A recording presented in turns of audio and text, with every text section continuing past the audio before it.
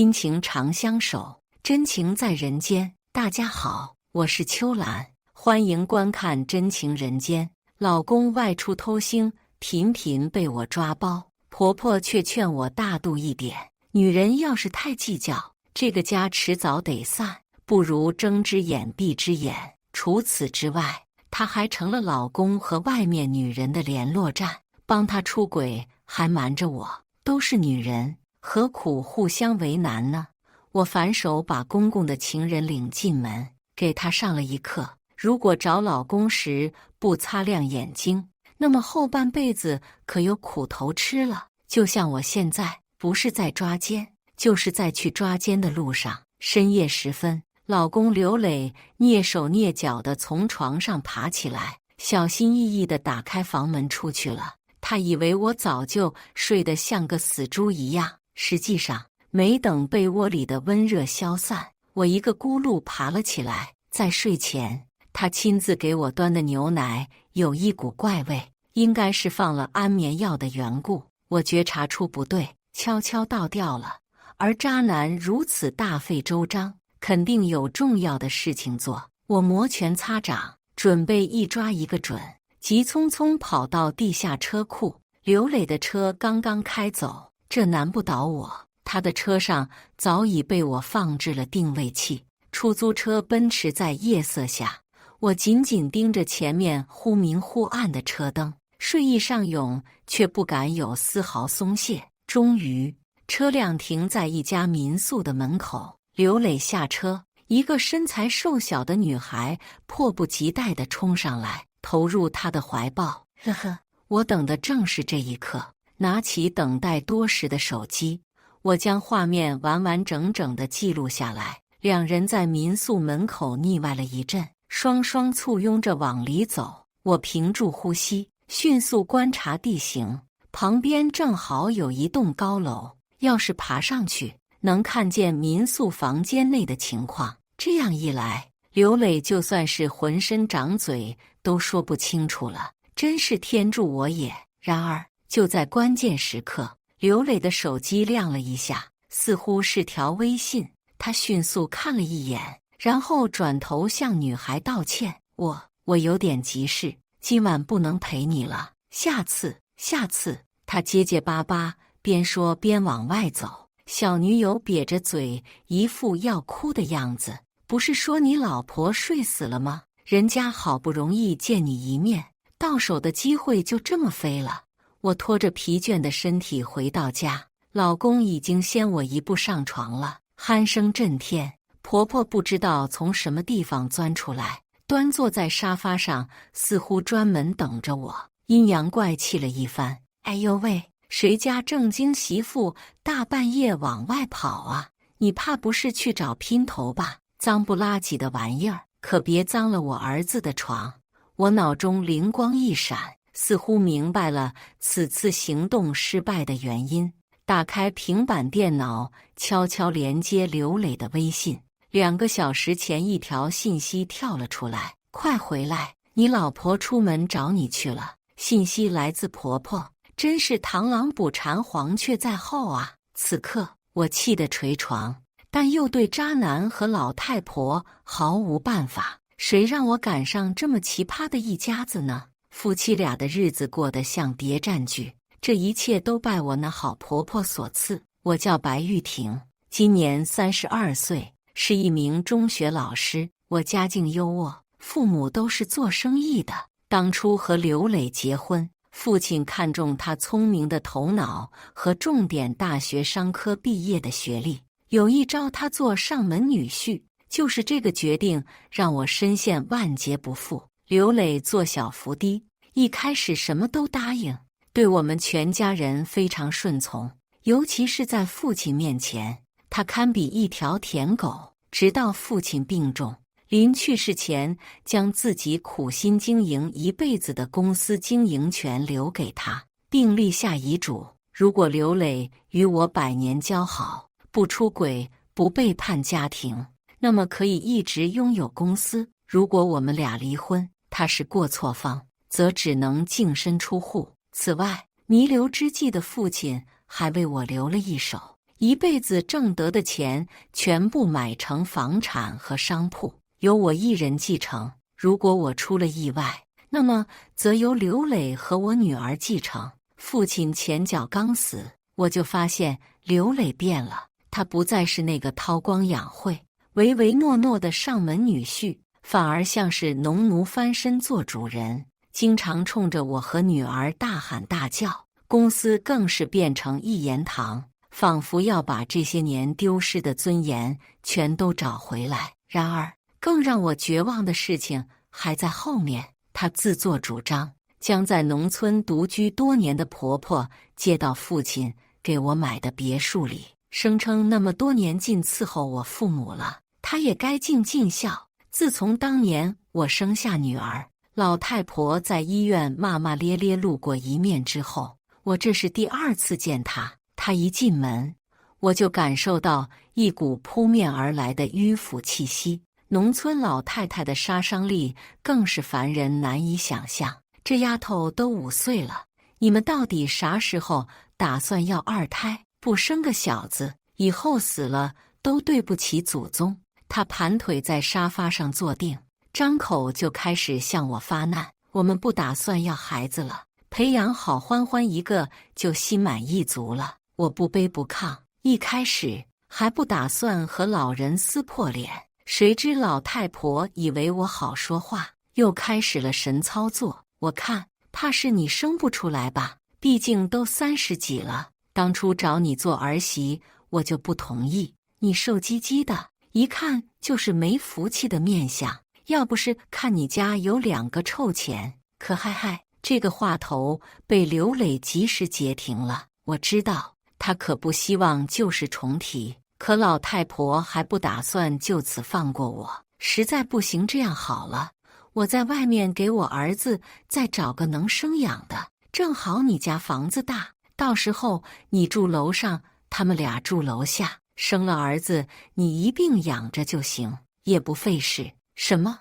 我难以置信地转头看向刘磊，他正低头装傻，看来他对我的不满也不是1天2天了。您搞清楚，这房子是我的，要不是因为刘磊，我认识您谁呀？要住就闭上嘴住，不住你赶紧走，别到我这里恶心人。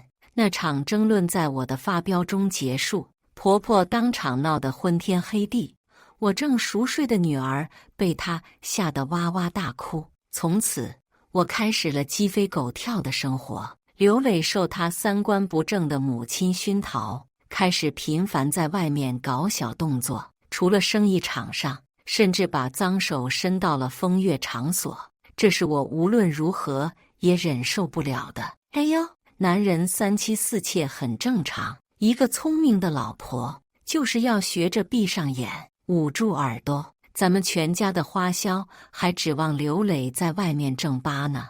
你要是敢惹他不高兴，把你和那赔钱货全扔出去，到时候哭都找不着调。做女人还是大度一点好，小气可是不招男人喜欢的哟。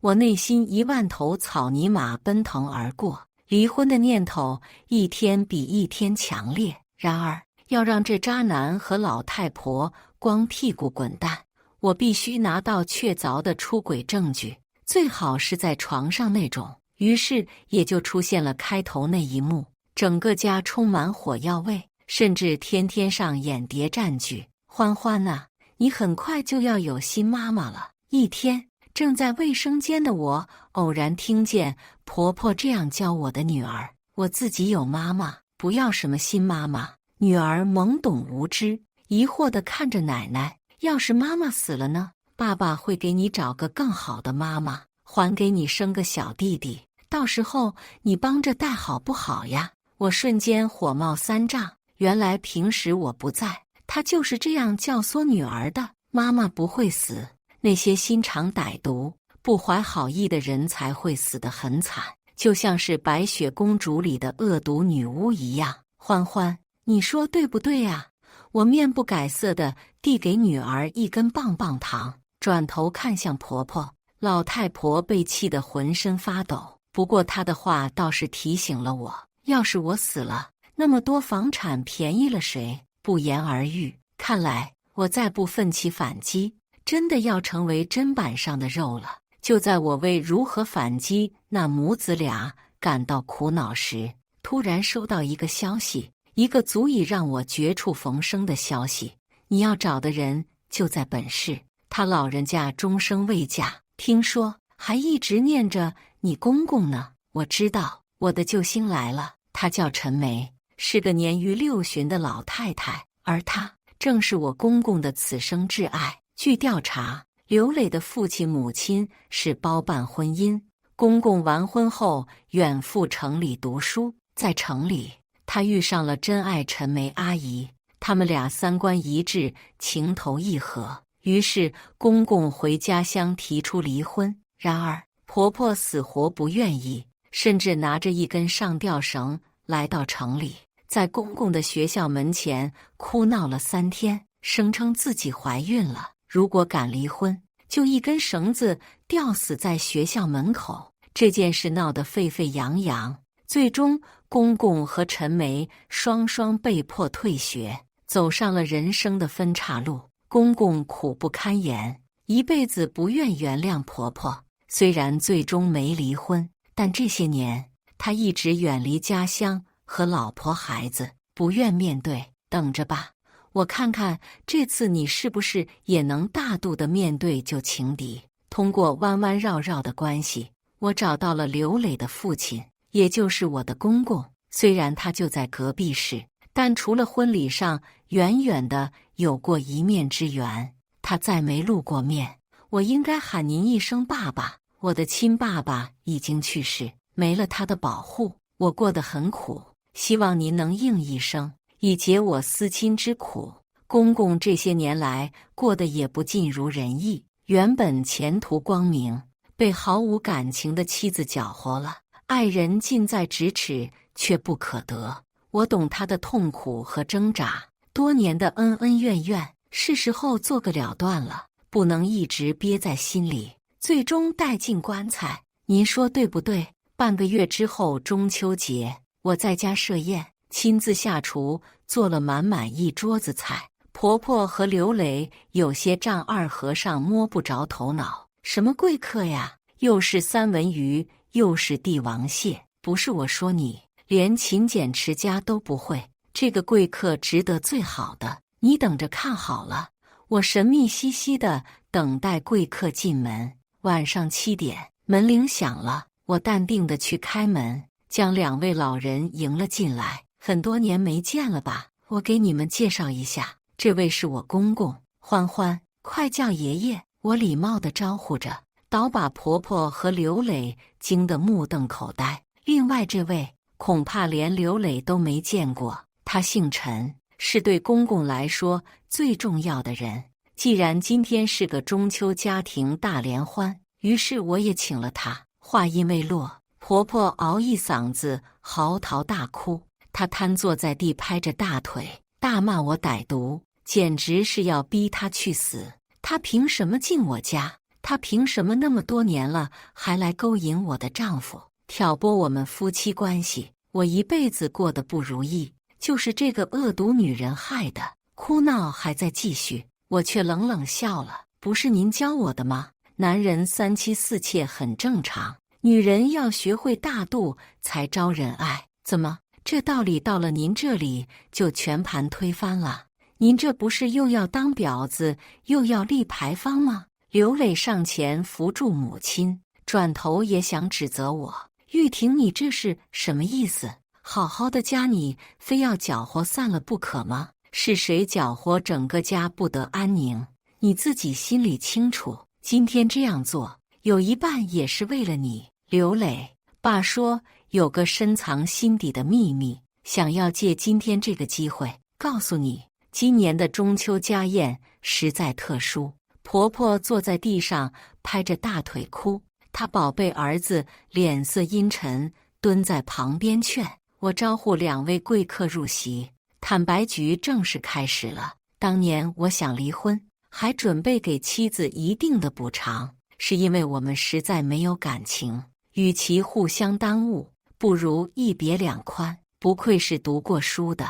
公公说话不知比婆婆强多少倍。然而，老婆跑到我的学校大闹一场，一哭二闹三上吊，我被开除了，也与今生挚爱就此分离，留下一辈子的遗憾。说到动情处，公公看着一旁的陈梅阿姨，眼神仍旧含情脉脉。当时你说你怀孕有了儿子，说我是混蛋，始乱终弃。但是今天我想问问你。公公转头看向地上哭泣的婆婆，目光如炬。自打结婚，我从未碰过你，没有夫妻之实，这个儿子究竟从何而来？惊雷从天而降，婆婆的哭声戛然而止。刘磊一屁股坐在地上，面色死灰。那天中秋家宴后，公公坚决地表示，一定要和婆婆离婚，受了一辈子的委屈和蒙骗，也该为自己活一次了。至于会不会和陈梅阿姨在一起，他们没有明说。巧的是，刘磊因为揭开了身世之谜，无法接受现实，到 KTV 买醉，恍恍惚惚间叫了特殊服务，被巡查的民警抓个正着，还上了电视新闻。我心心念念的背叛婚姻的证据得来全不费功夫，没什么好说的。离婚吧，你带上你亲爱的妈，给我光屁股滚蛋！我底气十足地说出这句话，也算是告慰在天上一直着我的父亲。我想，这一切都是因为爸爸在保佑着我吧。感谢大家的观看，欢迎大家在下方评论区讨论。如果你喜欢这类故事，记得点击订阅《真情人间》，并分享给更多的人。这会对我帮助很大。再次感谢大家的观看。